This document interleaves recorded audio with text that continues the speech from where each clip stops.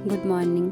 Morning में मैंने गर्म पानी पिया, फिर मैंने अपनी डोरा को खाना खिलाया। उसके बाद मैं किचन में गई तो मैंने ड्राई फ्रूट्स चॉप करे।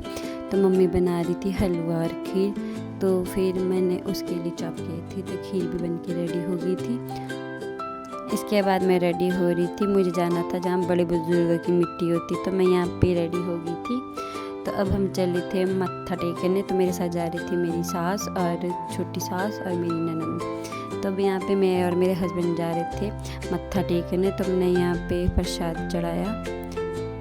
इसके बाद जो भी रीति रिवाज होते हैं वो मैंने पूरे करे। उसके बाद हम आ गए थे घर, तो मैंने अपने ससुर जी को प्रसाद खिलाया, तो उनके लिए हम कुछ गिफ्ट्स लेके आए थे, वो भी दिए।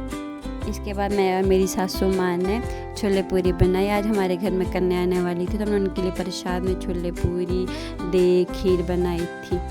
तो उसके बाद उन्होंने प्रसाद खा लिया, तो मैं उनके हाथ धुलवा रही थी। तो उनके लिए हम कुछ गिफ्ट्स लेके आए थे। छोटे बच्चों के लिए मैं पेन्स, रुमाल वगैरह लेके आई थी। जो बड़ी बड़ी लड़कियाँ थी उनके लिए चूड़ियाँ, नोटबुक और पेन्स लेके आई थी। तो उसके बाद हमने भी ब्रेकफास्ट किया।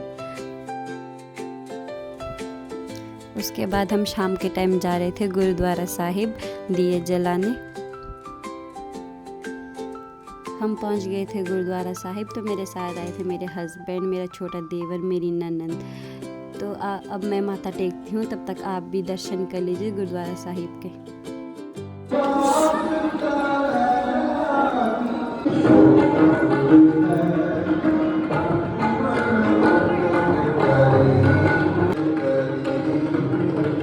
तो अब हमने माथा टेक लिया था, तो इसके बाद मैं और मेरे हस्बैंड ने चलाए गुरुद्वारा साहिब में दिया।